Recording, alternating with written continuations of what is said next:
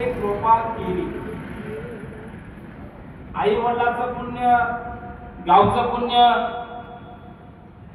गावातील लहान थोर मंडळीचं पुण्य ज्यावेळेस पाठीशी उभा राहतं त्यावेळेस या गादीचा अधिकार प्राप्त होत असतो.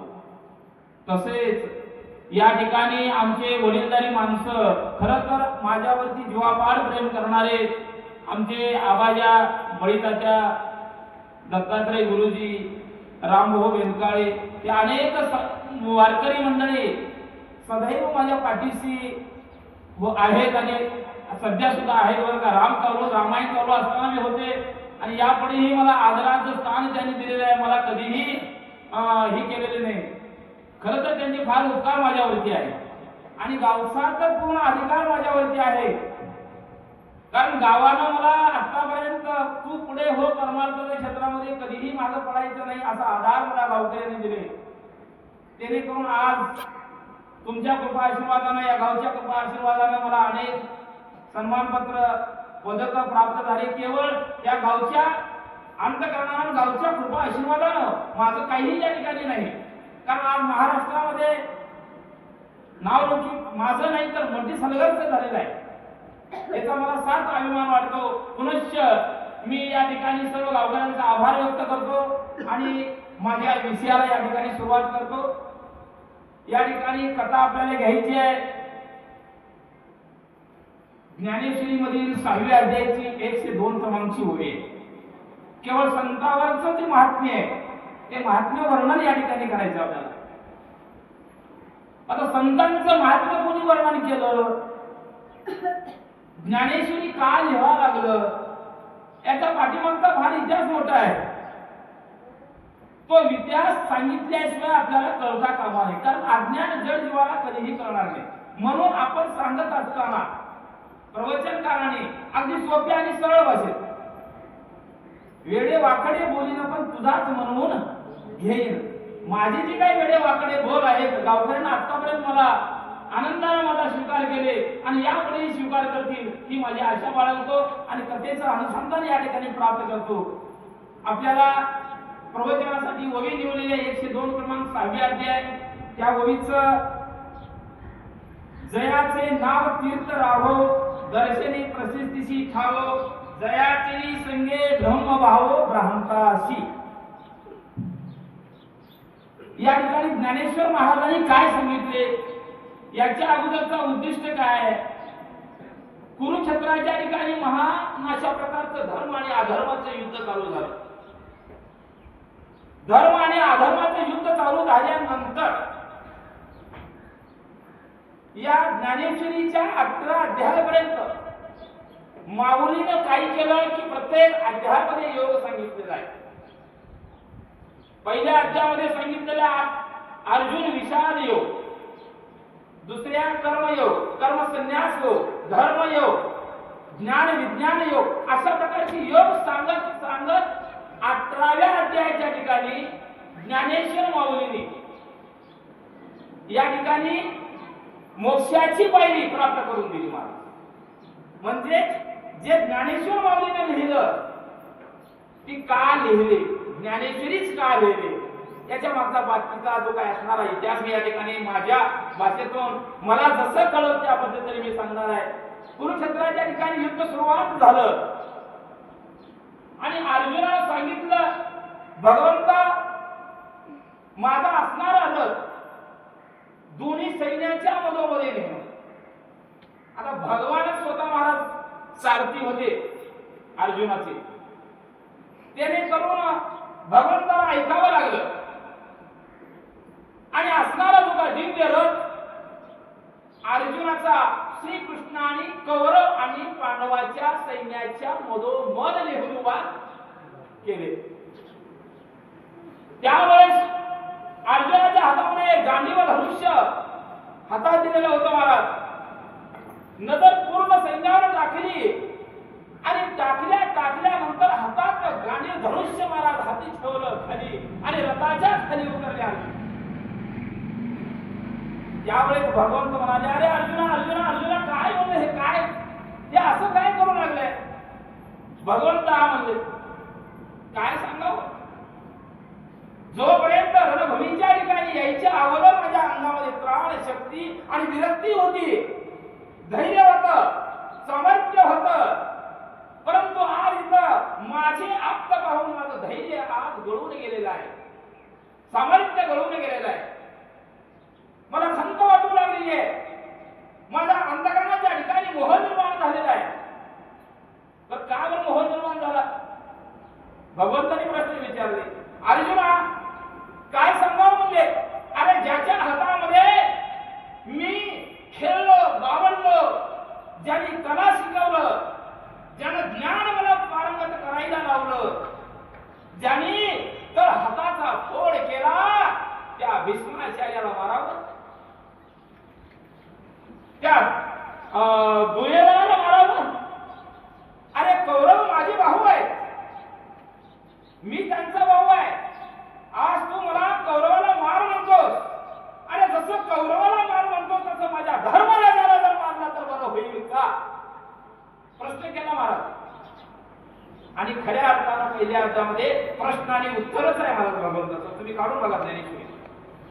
विषाद वाटला अर्जुनाला, खंत वाटली, अंतःकरण भरून आलं. त्यावेळेस भगवंताने गीता सांगितली महाराज. भगवंताने काय सांगितलं? गीता सांगितली. आणि त्या गीतेवर, त्या रथावर, दिव्य अशा प्रकारच्या ध्वजस्तंभावर माझा हनुमंतराय अखंड रथाच्या ध्वजावर ठामपणाने उभा टाकलेला होता. ज्यावेळेस भगवंताने गीता सांगितली त्यावेळेस गीता ऐकणारे कुणी होते? तर एक अर्जुन, दुसरा ध्वजस्तंभावर विराजमान झालेला माझा मारुद्राय, आणि तिसरा अरे ज्याला दिव्य दृष्टी प्राप्त केलेली होती तो हस्तिनापुराच्या ठिकाणी असणारा संजय. या तिघांना गीता ऐकवण्यात आलं महाराज, इतरांना ऐकवण्यात आलेलं नाही. त्यावेळेस हनुमंताला अशी एक निष्ठा होती की आईच्या पाया पडल्याशिवाय हनुमंतराय बाहेर निघायचे नव्हते महाराज. तिथे विषय काय? ज्ञानेश्वरी काय लिहावं लागलं ज्ञानेश्वर महाराजाला, हा महत्वाचा मुद्दा आहे. आणि आपल्याला पुढे ओवीचा अर्थ सांगायचा आहे, ओवीचा दृष्टांत घ्यायचा आहे. ज्ञानेश्वरी काय लिहावं लागलं? प्रभू रामचंद्राची अखंड ज्यानं ध्येय दिलं प्रभू रामचंद्राच्या चरणी महाराज ते दासत्व पत्करलं. त्या हनुमंताला एक सवय होती, आईच्या पाया पडल्याशिवाय रामाची सेवा करायची नाही. मग अशा प्रकारे ज्या वेळेस अर्जुनाला भगवंताने गीता सांगितली कुरुक्षेत्राच्या ठिकाणी. आता कुरुक्षेत्र म्हणजे काय? रणभूमी. कुरुक्षेत्र कुठं होतं? कुरुक्षेत्र जो दिव्य अशा प्रकारचा प्रजापती, महान, ज्याने जनतेची सेवा केली, तो कुरु राजा होऊन गेला. आणि त्या कुरु राजाच्या सहवासामध्ये, त्यांच्या जमिनीमध्ये जे रणभूमी निर्माण झाली त्याला कुरुक्षेत्र म्हणावं. आणि त्या कुरुक्षेत्राच्या ठिकाणी भगवंताने गीता अर्जुनाला सांगितली. माझा मारुद्राय ध्वजस्तंभावर बसवून पाहू लागला, ऐकू लागला, आईचं पाया पडण्याचं विसरून गेला महाराज. गीता सांगायची संपली. मारुद्रायाला आठवण झाली, माझ्या हातून घोर चूक झालेली आहे. कारण माझ्या आईच्या पाया पडल्याशिवाय मी बाहेर आलेला नव्हतो. परंतु आज गीता ऐकण्यासाठी मंत्रमुग्ध झालो आणि आईच्या पाया पडण्याचं मी विसरून गेलो. काय करावं? विचार अंतःकरणाच्या ठिकाणी हनुमंतरायाने गेले महाराज. आणि ज्या ठिकाणी अंजनी माता होती त्या अंजनी मातेच्या जवळ गेले, हात जोडले. माते मला माफ कर. काय नाही बाळा, काय झालं तुला? आई माझ्याकडून घोर या ठिकाणी अन्याय माझ्यावरती झालेला आहे, मी चूक झालेली आहे. तुला मी पाया पडण्याचं विसरून गीता ऐकण्यात मंत्रमुग्ध झालो. हनुमंताच्या मुखावरती शब्द निघाले आणि अंजनी मातेनं ते ऐकलं महाराज. बाळा हनुमंतराया, अरे तू गीता ऐकलास, वाईट तर करत गेलेलं नाही, वाईट काम केलेलं गेलेलं नाही. अरे पाया का आज नाही उद्या पडता येईल, पाया आज नाही उद्या पडता येईल. पण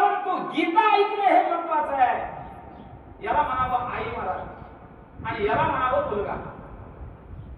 आपल्याला प्रवचनातून काय शिकायचं आहे? हेच शिकायचं आहे. रामायणातून काय शिकायचं आहे? भाऊबंद कसं वागावं? महाभारतात काय शिकायचं आहे? अहो, प्रत्येक ग्रंथ एका विशिष्ट तत्वावर लिहून ठेवलेले आहेत आणि त्या तत्वानुसार आपण वागलं पाहिजे. आईला सांगितलं, मी गीता ऐकण्याच्या नादात मंत्रमुग्ध झालो, मला तुझ्या पाया पडणं झालेलं नाही, एवढी बार माफ कर. मग आता कुठली गीता कोणी सांगितलं? आईने विचारलं. बाळा हनुमंता, अरे गीता सांगितलं कोण? ऐकलं कोण? मला थोडी माहिती सांग म्हणजे आई. अगं आई म्हणले, धर्म आणि अधर्माचे युद्ध चालू झाले आणि ते कुरुक्षेत्राच्या ठिकाणी चालू झाले आणि त्या कुरुक्षेत्राच्या अर्जुनाच्या रथावरती, ध्वजस्तंभावरती माझ्या मालकानं मला तिथं उभा टाकलं. माझ्या मालकानं, भगवंत मालक आहेत मला, त्या मालकानं उभा टाक म्हणले. म्हणून त्या अर्जुनाच्या ध्वजस्तंभावर मी विराजमान होतो. भगवंताने गीता सांगितली अर्जुनाला, अर्जुनानं ऐकलं आणि तेही मी ऐकलो. धन्य धन्य हनुमंता म्हणजे आई मातेनं, मला अंजनी मातेनं. परंतु हनुमंता, मला एक प्रश्न विचारायचा आहे. विचार आई. काय प्रश्न? अगं तू म्हणजे गीता ऐकलास, भगवंताने सांगितलं, तुझ्या कानावर पडला आणि तू गीता ऐकलास, मला चार तरी शब्द सांग. आई म्हणले, मला माफ कर म्हणले.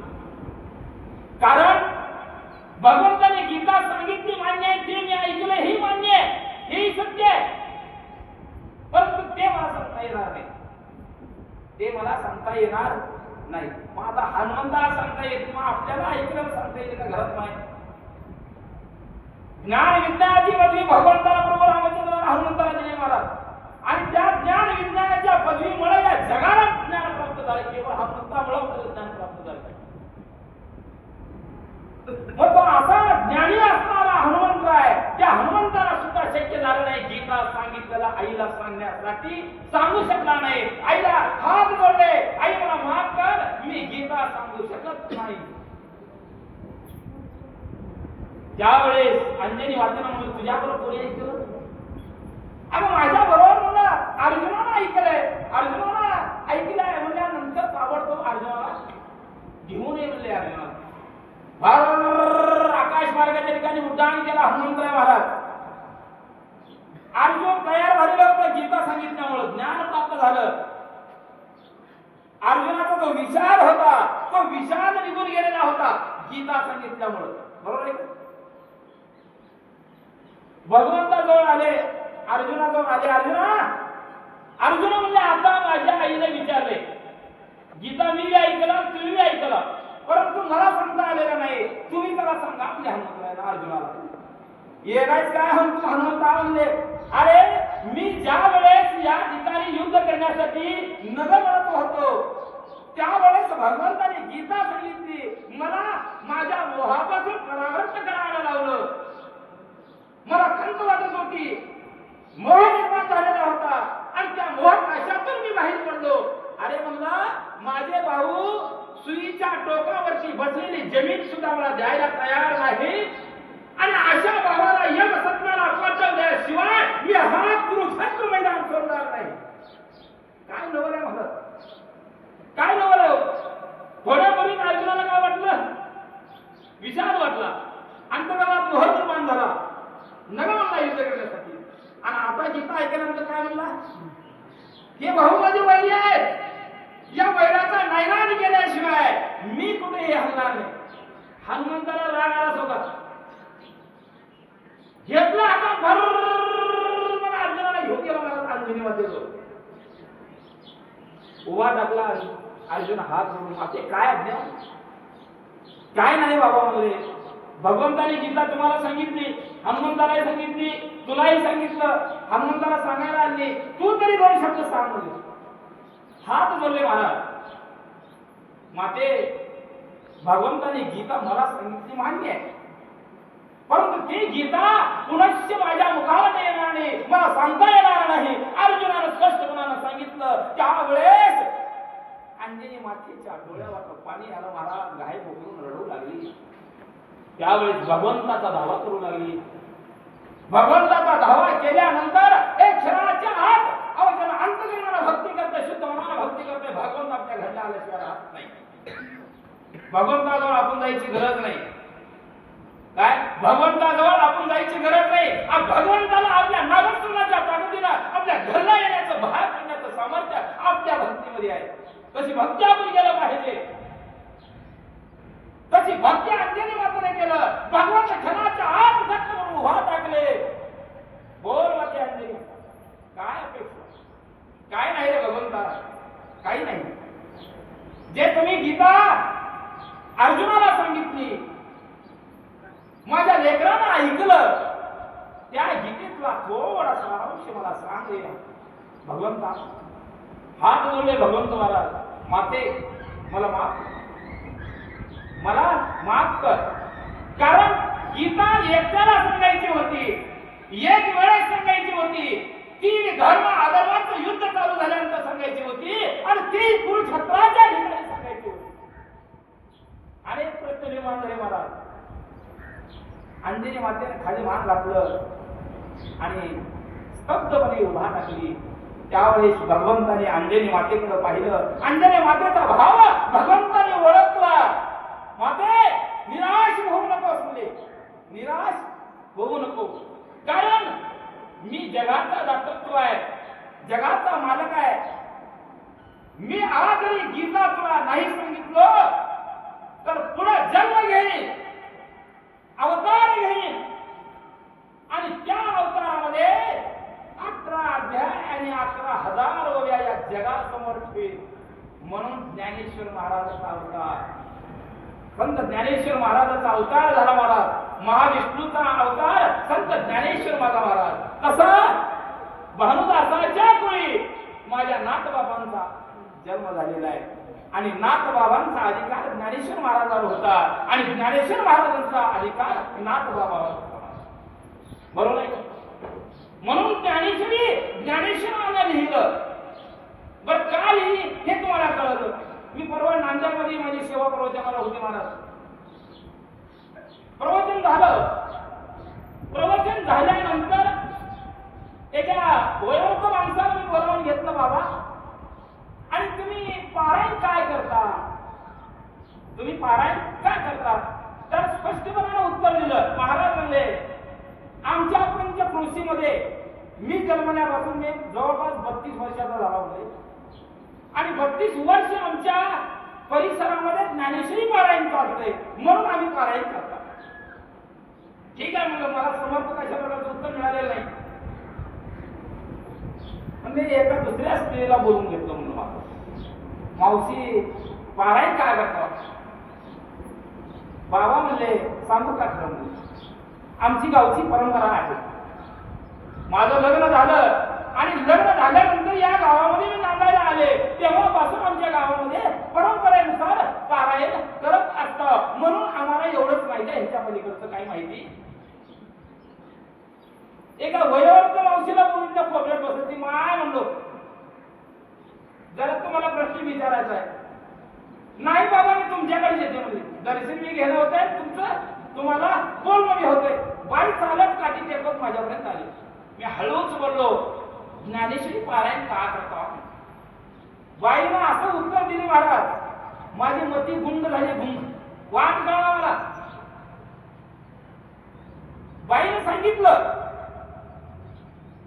की म्हणजे माझं लग्न होऊन आज 48 वर्ष झालं म्हणले आणि मला सून येऊन 15 वर्ष झाले.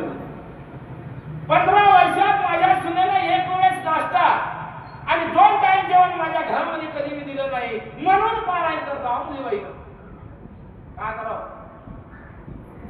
चांगलंय. पारायण कशासाठी करायचंय? पारायण कशासाठी करायचंय? 1 टाइम नाश्ता, 2 टाइम जेवण म्हणजे पारायण करायचं नाही. पंचक्रोशीचं पारायण चालतंय म्हणून पारायण करायचं नाही. आमची गावची परंपरा आहे म्हणून पारायण करायचं नाही. पारायण कशासाठी करायचं? महाविष्णूचा अवतार ज्ञानदेव माझा या ज्ञानेश्वर महाराजांनी अवतार घेतले. महाराज भगवंतांना अवतार घ्यावं लागला. अंजनी मातेला वचन दिलं, माते मी अवतार घेईन आणि अवतार घेऊन माझी जी काय गीता आहे ती गीता जगासमोर वाटा ठेवे म्हणले. त्यावेळेस मग ज्ञानेश्वराला अवतार घ्यावं लागलं आणि हे ज्ञानेश्वरी लिहावं लागलं. म्हणून म्हणतात अजूनही जर तुम्हाला माहिती नसलं तर पारायण कशासाठी करता हे महत्वाचं आहे. अगदी समर्पक अशा प्रकारचं उत्तर या आपल्या वाणीतून मिळालेलं आहे. आता आपल्याला विषयाकडे वळायचं आहे. भगवंताला सांगितले गीता सांगत असताना मोह निघून गेला, सगळं निघून गेलं. त्यावेळेस भगवंताने अर्जुनाला सांगितलं की जयाचे नाव तीर्थ राहो, दर्शने प्रशस्तीसी ठावो, जयाचे संगे ब्रह्मभाव ब्रह्मतासी. मूळ ओळीला आपल्याला यायचं आहे. साधारणपणे या ओळीचा अर्थ जर सरळ सरळ बघायला गेलं तर भगवंताने अर्जुनाला काय सांगितले की बाबा अर्जुना, चांगल्याच्या संगतीमध्ये गेला, संतांच्या संगतीमध्ये गेला तर असणारा देहातील देहभाव निघून ब्रह्मभावाला प्राप्त होतो. बरोबर आहे का? मग अर्जुनाला गीता सांगितली त्यावेळेस अर्जुनाचा देहभाव निर्माण झालेला होता आणि गीता सांगितल्यानंतर ब्रह्मभाव निर्माण झाला. मला ब्रह्मभाव होणे म्हणजे काय? आता उगा एखादा व्यक्ती ब्रह्मभावाला जाऊ शकत नाही, हजारो वर्ष तपश्चर्या करायला जाऊ शकत नाही. या देहाच्या ठिकाणी आपल्याला भगवंतांनी पंचमहाभूताचा देह दिलेला आहे. आप, तेज, पृथ्वी, वायू आणि आकाश. हे साधारण मी सांगतो बघा, लय खोला जात नाही आणि मला सवय नाही जास्त खोला जायची. जेवढं माणसाला कळावं तेवढं सांगतात. पंचमहाभूतापासून देह निर्माण झाला. त्या देहामध्ये जे काय असणारा षड विकार आहे, काम, क्रोध, मद, मत्सर, दहन, अहंकार, ह्या विकाराला ज्याला खत पाणी घातले, या विकाराला या देहाच्या बाहेर काढून म्हणलं, त्याचा विध्वंस केले, त्याला ब्रह्मभावाची प्राप्ती होते. रामायणाच्या ठिकाणी प्रभू रामचंद्राला सीतेचं जे काय असणार सिद्धी सांगितली हनुमंताला आणि प्रभू रामचंद्राला काय झालं? समाधी लागली महाराज, समाधी. आता समाधी जर लागली, समाधी लागली तर जग राहणार आहे का? नाही, जग राहत नाही. आणि या समाधीतून रामचंद्राला उठवण्याचं समर्थ कुणाच्या ठिकाणी होतं? अधिकार कुणाचा होता? जसं आता आपण नाथ महाराजांचा जर स्तुती करायची ज्ञानेश्वर महाराजावरती तर नाथ लोकांना अधिकार होता, तसा अधिकार प्राप्त झालेला होता हनुमंतरायाला. हनुमंतरायाला प्रभू रामचंद्राला उठवण्याचं किंवा समाधी अवस्थेमधून बाहेर काढण्याचं सामर्थ्य हनुमंतरायाला होतं, दुसऱ्या तिसऱ्या माणसाला होत नव्हतं महाराज.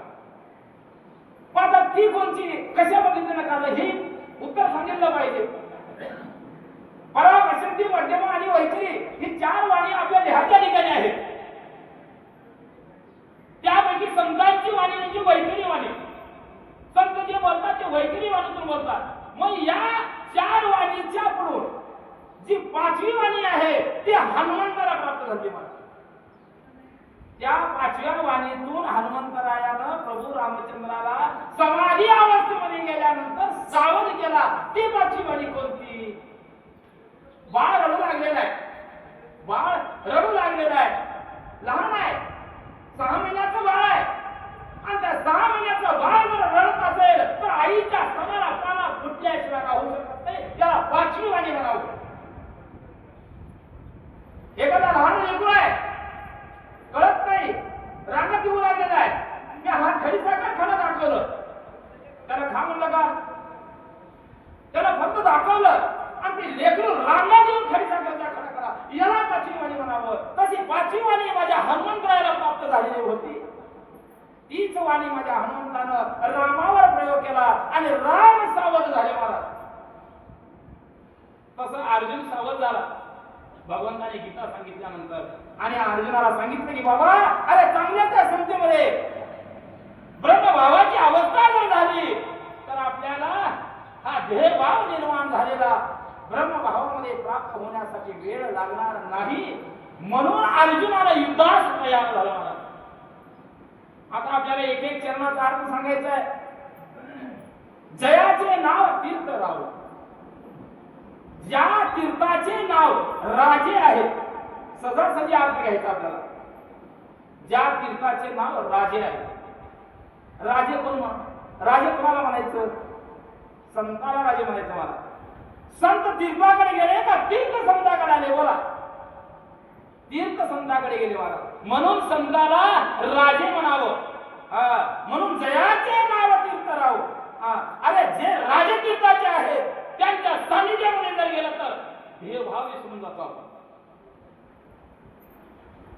जयाच्या संगती जर गेलो आपण, आपला असणारा अहंभाव, माया, ममता सर्वांचा नाश होणार आहे आणि ते ब्रह्मत्वाला प्राप्त होणार आहे मला. म्हणून जयाचे नाव तीर्थराजे.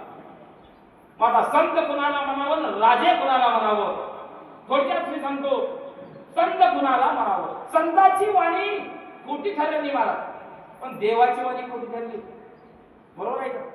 महाभारताच्या ठिकाणी युद्ध सुरू झालं धर्म अधर्माचं. त्यावेळेस भीष्माचार्याने प्रार्थना केली. काय केली? उद्या दिवस मोळजेपर्यंत पांडवाचा एवढा सुद्धा व्यक्ती ठेवणारी म्हणजे बियाला ठेवणारी म्हणजे पांडवाला बिया सर्व पांडवाचा नाश करीन प्रतिज्ञा केली भीष्माचार्याने महाराज. भगवंताजवळ लय मोठं राजकारण आहे सोबत. भगवंताला द्रौपदीला बोलावून घेतलं. द्रौपदी, आता उद्या दिवस निघाला, एक महत्वाचं काम आहे तुझ्याकडे. काय काम आहे? भगवंत सांगा. आज्ञाशील सांगून दे म्हणजे सांगा. काय करायचं नाही म्हणले.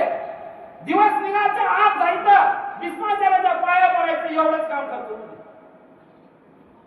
द्रौपदी उठली, स्नान संध्या केली महाराज आणि भीष्माचार्याकडे जाऊन दर्शन घेतले. दर्शन घेतल्या सौभाग्य, अखंड सौभाग्यवती भव. काय उच्चार निघाला महाराज भीष्माच्या मुखातून? अखंड सौभाग्यवती भव. विषय संपला महाराज. अहो, ज्याने पांडवाचा कुळाचा नाश करणारा होता त्यानं आज द्रौपदीला अखंड सौभाग्यवती भव असा आशीर्वाद ज्याला दिलं त्याला पांडवाला मारेल का? बोला, मारणार नाही महाराज, मारू शकत नाही. हे राजकारण भगवंताने केलं. म्हणून संतांची वाणी खोटी ठरलेली, परंतु भगवंताची वाणी खोटी ठरली महाराज. कुरुक्षेत्राच्या ठिकाणी भगवंताने सांगितलं, कशी प्रतिज्ञा भगवंताची खोटी ठरली?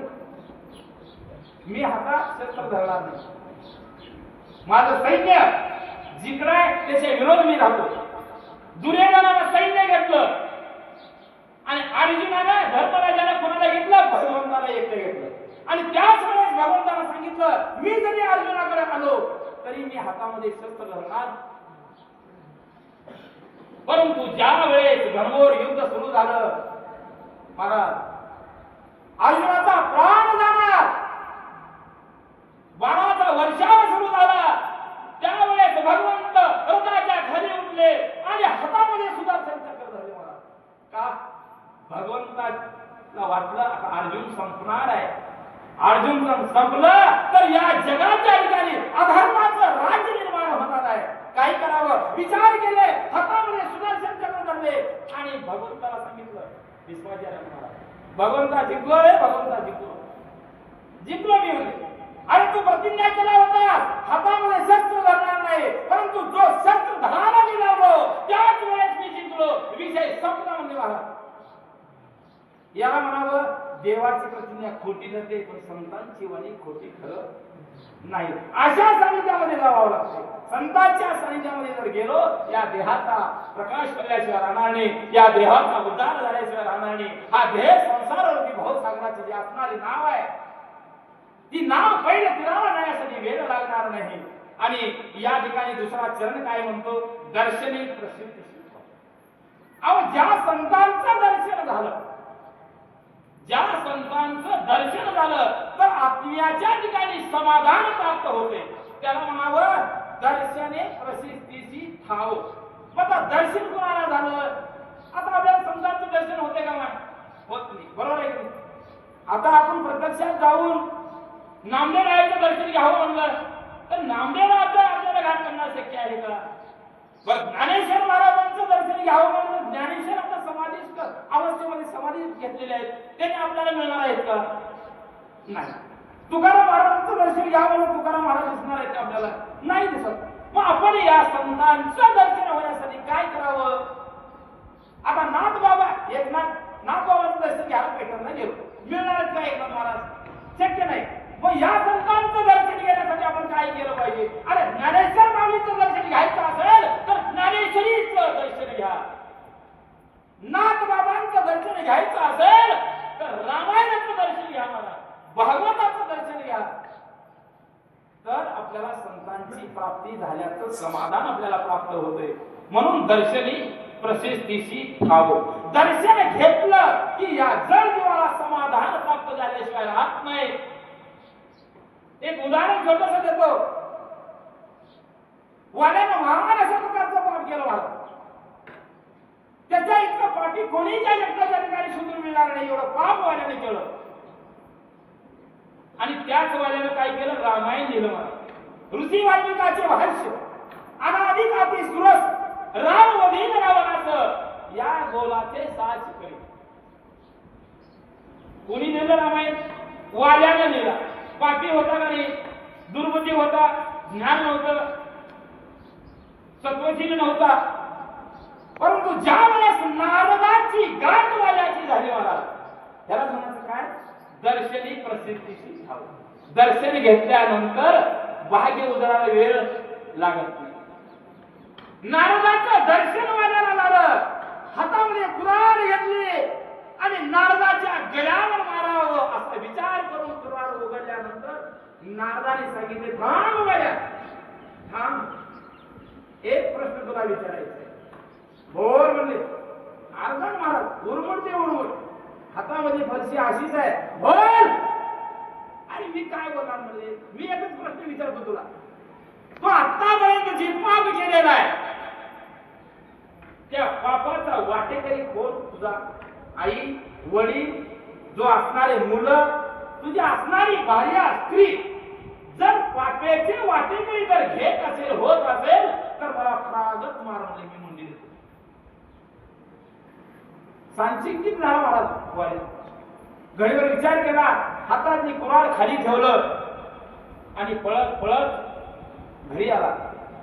घरी यायच्या पुढे सांगितलं, ए म्हणला, इथून जर हल्लास तर जिथं असतील तिथे येऊन तुझे तुकडे करतो म्हणलं महाराज.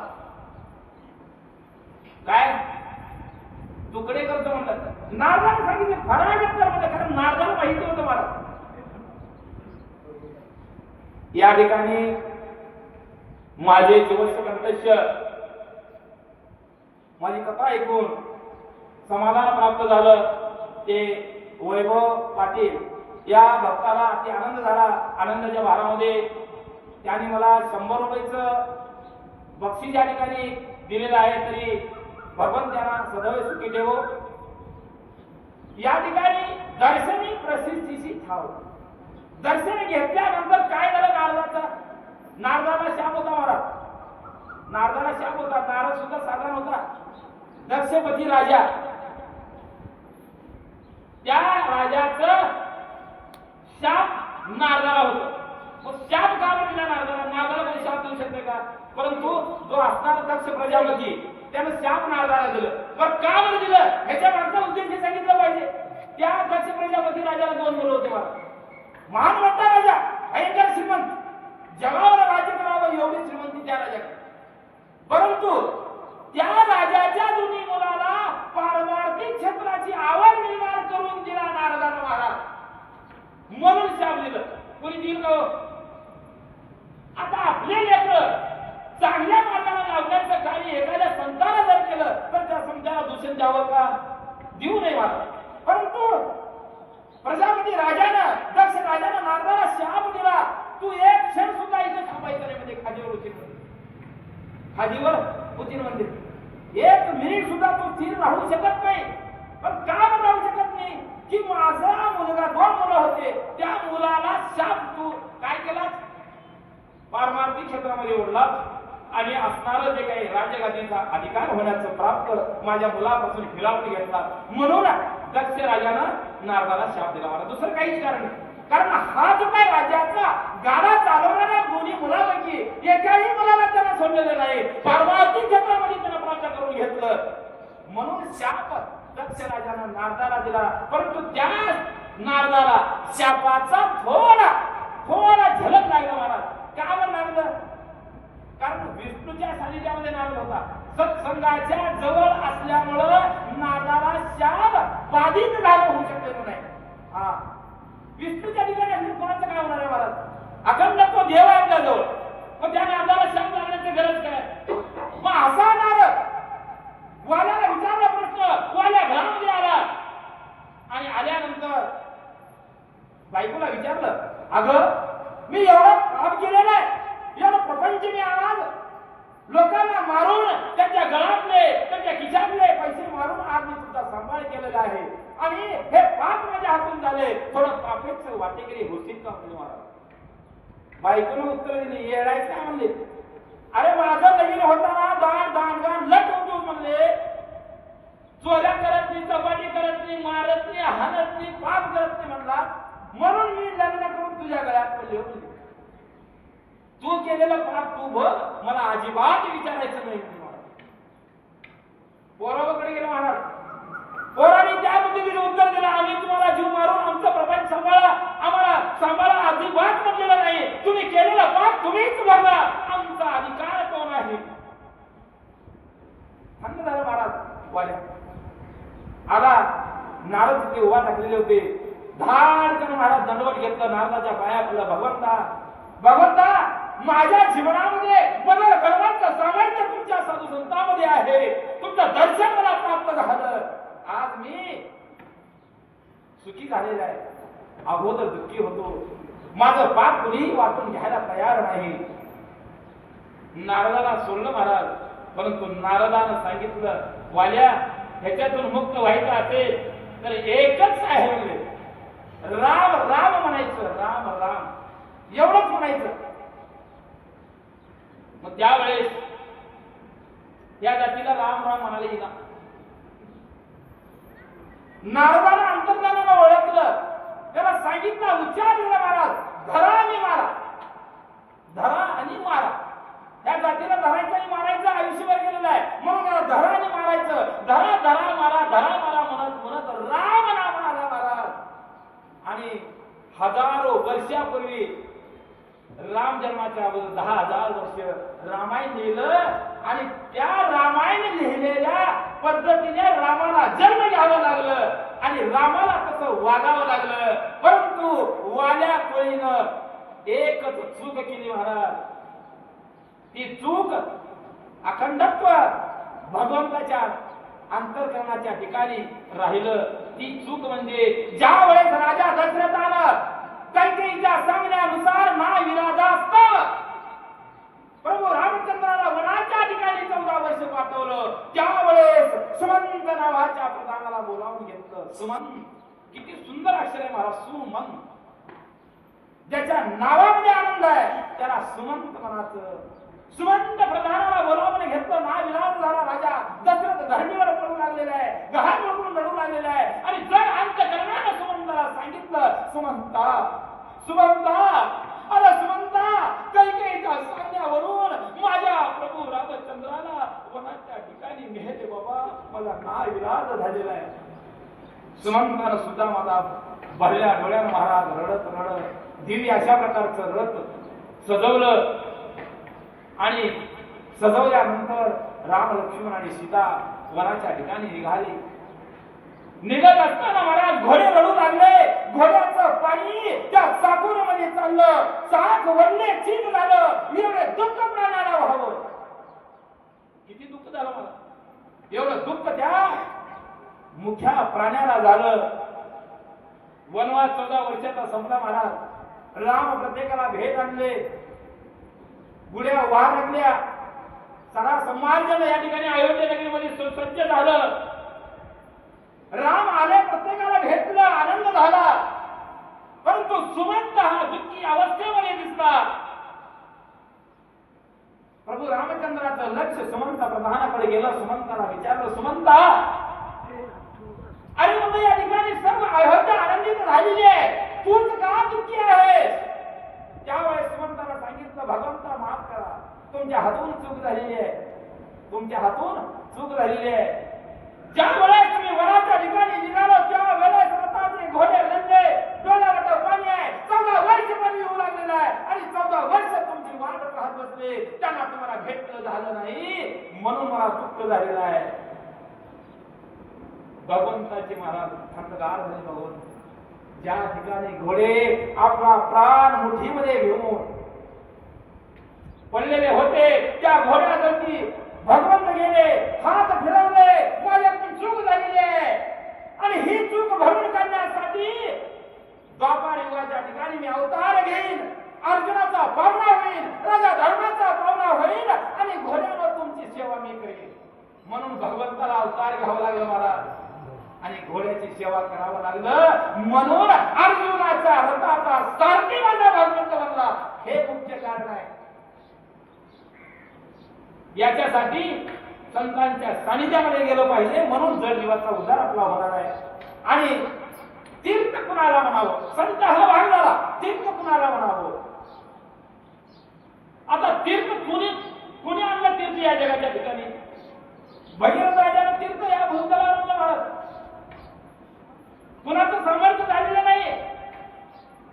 हा भगीरथ प्रजापती अगदी सुखानं नांदत असलेला हा राजा, त्या राज्यामध्ये दुष्काळ पडला आणि दुष्काळ पडल्यानंतर लोक लाई तरफडू लागलं, अनेक प्राणी मरू लागले, अनेक जीवजंतू मरू लागले, नाश पावला. त्यावेळेस प्रजापती भगीरथ राजानं प्रार्थना केली गंगेची महाराज आणि गंगा प्रसन्न झाली. कुणाला प्रसन्न होत नाही.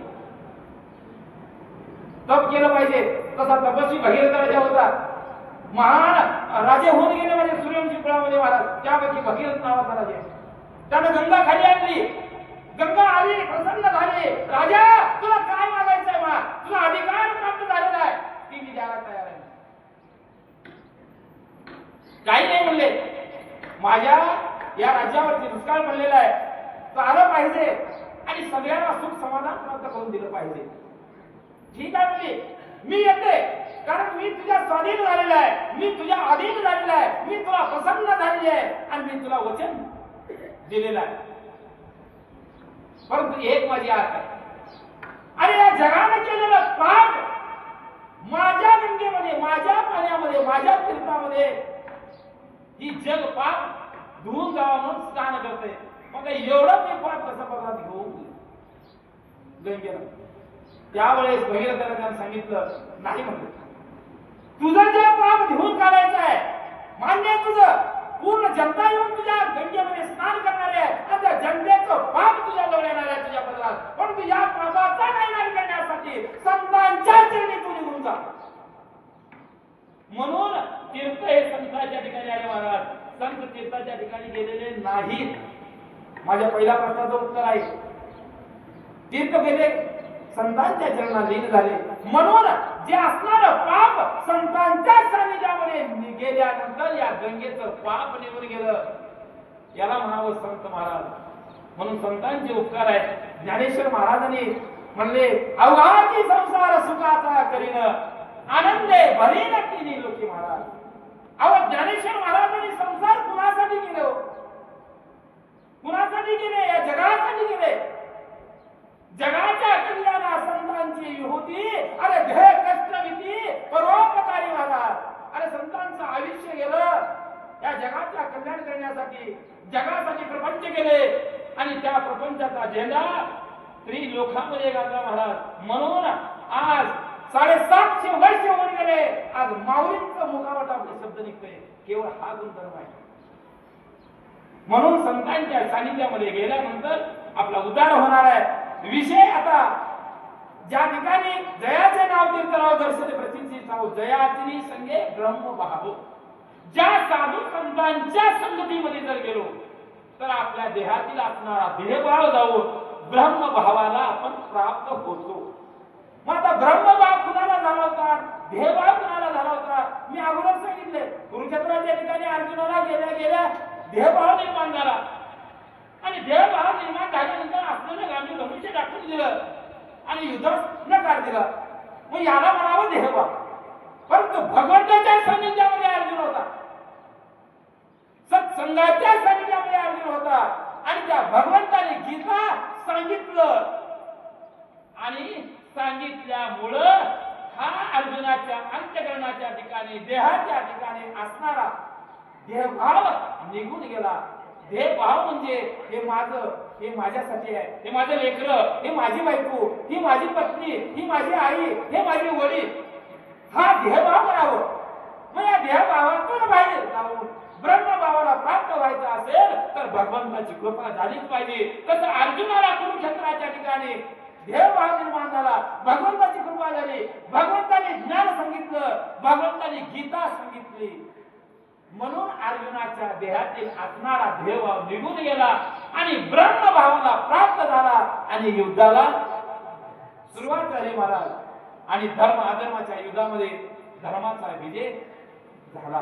या शेवटी जयाचे नाव तीर्थ राहावं, दर्शनी प्रसिद्धी जावं, जयाचे संगे ब्रह्मभाव भ्रांतासी. भ्रांत कुणाला म्हणावं? भ्रांत, भ्रांती या देहाच्या ठिकाणी भ्रांती आहे. भ्रांती म्हणजे काय? हे सर्वस्वी माझ्यामुळे झालेलं आहे, मीच केलेलं आहे, माझ्याशिवाय होऊ शकत नाही, याला म्हणावं भ्रांती. म्हणजे या जड जीवाच्या देहावरती जे असणारा अज्ञानाचा पडदा म्हणावं, त्याला म्हणावं भ्रांती. भ्रांती ही जाण्यासाठी काय केलं पाहिजे? भगवंताच्या सानिध्यामध्ये गेलं पाहिजे, तर भ्रांती निघून जाणार आहे. आणि भ्रांती जर या देहातील नाही निघून गेली तर आपल्याला परमात्म्याची प्राप्ती होऊ शकत नाही. तसं भ्रांती निर्माण झालेली होती अर्जुनाला, या देहावरती अर्जुनाला भ्रांती निर्माण झाली होती. काय भ्रांती झालेली होती? की सगळं ही माझं आहे,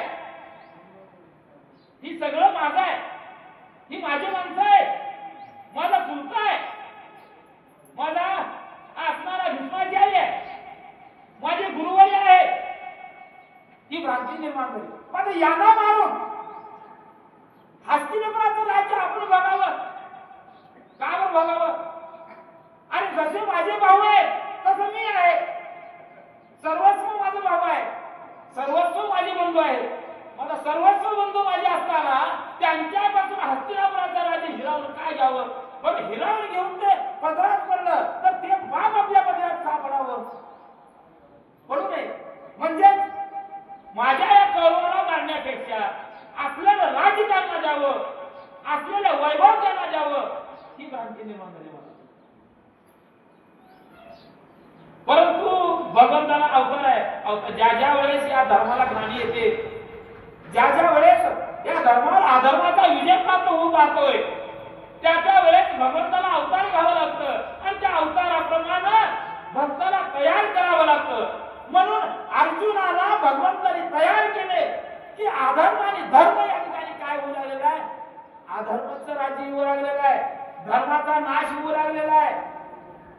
आणि धर्म जागृती अवस्थेमध्ये ठेवायचं असेल तर अधर्माचा नाश केला पाहिजे. म्हणून अर्जुनाला निमित्त मात्र केलं आणि कुरुक्षेत्राच्या ठिकाणी युद्ध सुरुवात झालं महाराज आणि कौरवांचा नाश झाला. म्हणजे भगवंताच्या सानिध्यामध्ये गेल्यानंतर अर्जुनाच्या देहातील असणारा ब्रह्मभाव निघून गेला, देहभाव निघून गेला, भ्रांती निघून गेली, संतांच्या सानिध्यामध्ये असणारे विचार प्रगट झाले. आणि म्हणून अर्जुन युद्धाला तयार झाला आणि त्याच वेळेस अधर्माचा नाश होऊन धर्माचं राज्याची प्राप्ती या ठिकाणी झाली आणि सुखा आनंदाने गोविंदाने या ठिकाणी नाचू लागले. आनंदानं धर्मराजा या ठिकाणी आपलं राज्यकारभार चालवू शकले. केवळ धर्माचं राज्य आरामचं सामर्थ्य भगवंताच्या अंतःकरणाच्या ठिकाणी होतं, म्हणून हे घडलं.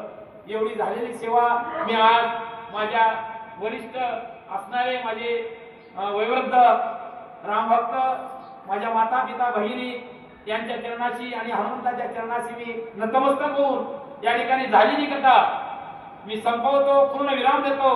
काही जरी माझ्या मुखातून एखादा चुकीचा शब्द गेला असेल तर मला माय बाबांनो मला क्षमा करावा, तुमचं लेकरू म्हणून येणे वाकणे बोलीला, परंतु मी तुमचाच म्हणून घेणारा माणूस आहे.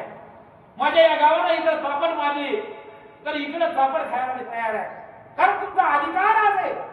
ज्या अधिकाराच्या अधिकारामध्ये मी एवढा मोठा झालो या परमार्थी क्षेत्रामध्ये केवळ तुमची कृपा आहे महाराज, माझं काही नाही. तसं कुरुक्षेत्राच्या ठिकाणी नाममात्र असा असणारा अर्जुन आहे, करता कोण आहे? भगवंत आहे. भगवंतानंच केलेलं आहे, अर्जुनाने काही केलेलं नाही महाराज. तसं मी काहीही बोललेलं नाही. जे बोलणार आहे तो भगवंत आहे, जे बोलायला लावणार आहे तोही भगवंत आहे. आणि ज्याची कृपा दृष्टी या गाववाल्यांची माझ्यावरती आहे. म्हणून पुनश्च मी या गावचा, पूर्ण माता बहिणीचा, सर्वांचा मी आभारी आहे. आणि कथेला पूर्ण विराम देतो. पुंडलिक वरदे हरी विठ्ठल, पंढरीनाथ भगवान की जय, ज्ञानेश्वर महाराज की जय. चालेल.